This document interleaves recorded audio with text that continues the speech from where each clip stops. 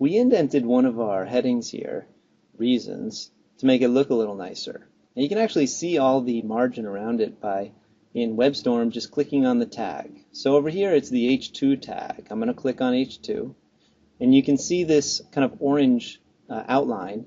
That's the margin. You can see we have a margin at the top and a margin at the bottom. That's normal as part of headings. Headings usually include these on browsers.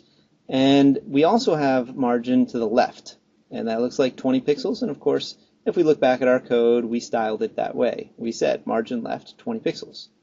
On our right-hand side, we don't have any margin, and that makes sense because we didn't add any margin there.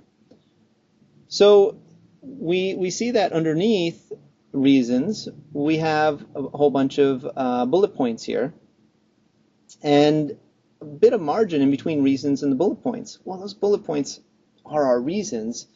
Maybe there shouldn't be so much spacing.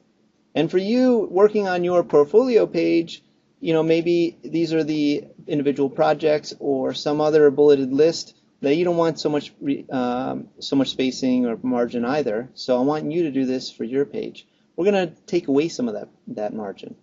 How we take away margin is we simply specify what the margin is. See, right now the margin is pretty big, but we can just make it smaller. Now, we could do this in our code and just play with it. But why don't we right-click Reasons and go down to Inspect Element and play with it right here.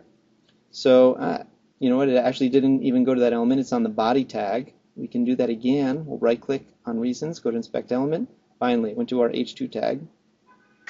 Now we see our element.style here is we specified margin 20 pixels. Well, we can just click once at the end, and we're going to add a new declaration. This one's going to have a property of margin bottom. And you can see as I'm filling it in, Chrome can guess what my next letters are going to be, and it tries to help me out. So I'm going to press Tab for the value. And this time the value, I'm guessing it's already around 20 pixels. So if I were to type 20 pixels here, nothing really changed. Now I can use my cursor keys up and down, and I can change it. And you can see as I go down, I'm at 14, 13, 12, 11. It's actually going down. Now at some point, it stops. Let's see. Oh, at about 15 pixels, it stops and I can't go down anymore. That's okay. It looks better than the 20 pixels it was. And so now I can add margin bottom. And let's do that. I'm going to go semicolon over here because I'm adding another margin, margin dash bottom, colon, 15 pixels. Great. Web page is looking a little better. I want you in your bulleted list underneath a heading to do the same and reduce the amount of padding for your heading.